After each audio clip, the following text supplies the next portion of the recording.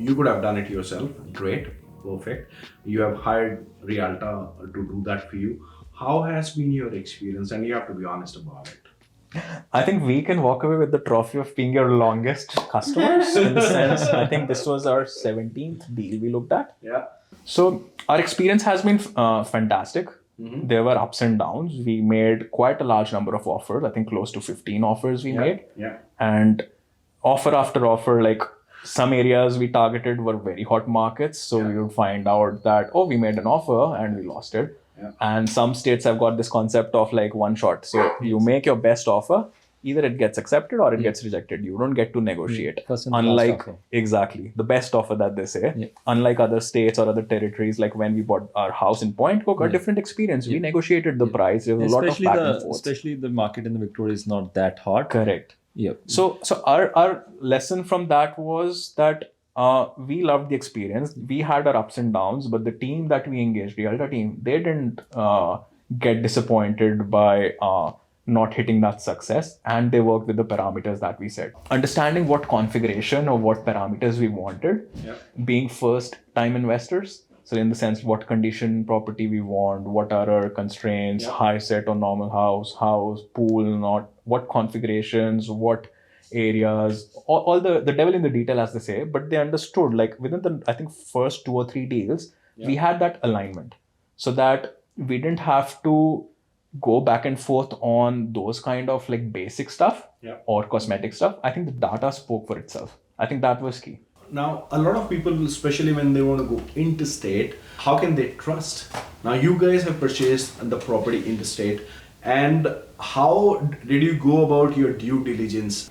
I'll tell you the biggest reason that people are hesitant to buy interstate and buying sight unseen. Sight unseen, I mean they haven't physically seen, and we haven't physically seen the investment that we've made. Yeah. That biggest reason stems from the fact You have not seen your property, but I have seen your property. yes, that's a difference. But we haven't seen, so we honestly don't know. Yeah. Like if you ignore our relationship that we've engaged you or that trust factor, we don't know whether that's actually a house or not. You could have shown us a different video, and if this was a different country, different circumstances, that could have been very well true. That's true. We come from a country where there is no digitized property record. And so a physical piece of paper that guarantees that this property is yours could be given to 2 different people, forged papers, and 2 people might have the same mortgage for the same property For next 30 for a years. single piece of land or single piece of real estate. So that's why that risk or that hesitation is there, that am I being cheated? Yeah. That's the biggest factor. Yeah. And I'll tell you, buying a house in Australia, the Point Cook one, we understood the concept of PEXA. Yeah. Property records in Australia are digitized. Yeah. So it's not going to happen that the same house gets sold to 2 people. The digital record is what decides who's got that property. For us, for our current property, there's no physical title that we hold in our locker or something. Yeah. It's in the records of the agent. It's in a government body's record. And I think the mortgage accountant reminds you Correct. every day. Correct, I was of course. very hesitant to buy a property interstate, but then Prateek explained this to me, and I was like, yes, actually, that makes sense. Exactly. Like our biggest fear was the same. That what about if we get sold the same property that someone else has been sold? What are we gonna do? Our life savings are again gonna go down the drain. We can't get into a litigation and get our monies out. You don't know the extent of a fraud if that happens. You want to minimize your risk. So we understood that the concept of PEXA is very clear when they digitized that decades back. I don't know when that happened, but it's a beautiful concept because number of people in Australia is limited. They can do that. They've got digitized records of every single title who has got that, and if there's a mortgage against that or not. And then if you get a chance, read about the concept of caveats. Okay. Caveats is a beautiful thing. We shouldn't hesitate about caveats. Caveat is nothing but conditions apply. Absolutely. Yeah. What's inside that caveat is important, and your attorney, your lawyer, your conveyancer can guide you more. But it's just a way of minimizing your risk further in that digital settlement or that digital record. So as an example, the property that we bought in Point Cook, till 1 week before settlement, the sellers were absconding. Okay. The seller's conveyancer had no contact with them till then. Once they had settled on the price, we had a long settlement, 45-day settlement. So once they had agreed on the price, signed the contract, made it unconditional, no communication. Their conveyancer tried to reach them. They were non-reachable. And we got worried Like, we actually got worried and thinking back on India and dodgy stuff and whatnot, that are we even going to get this house or not? So our conveyancer, he said, let's add a caveat, because we've got a signed contract.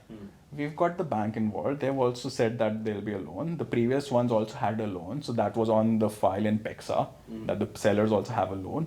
He said that they can't run away and sell the property to someone else. Rest assured, I'll add a caveat with that we've got a unconditional contract. We've got an interest in that property. He added that caveat. We were reassured for that. That we won't get cheated. Settlement, if it gets changed by days, that's okay. Thankfully, they were reachable. After I think 24 or 48 hours later, they were reachable. The real estate agent who was selling it on their behalf, of course, he had to get that commission.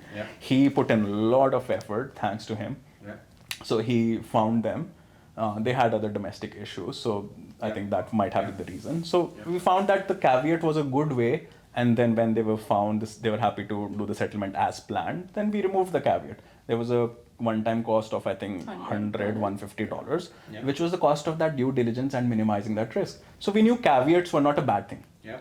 And buying real estate here, because its records are digitized, it's not as risky as you think.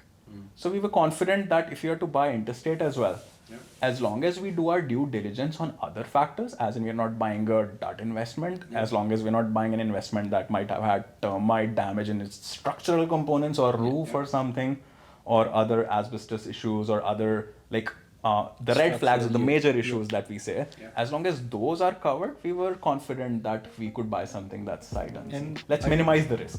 For the future, I think there are too many insurances as well, which Correct. can keep you safe for the future. Yes.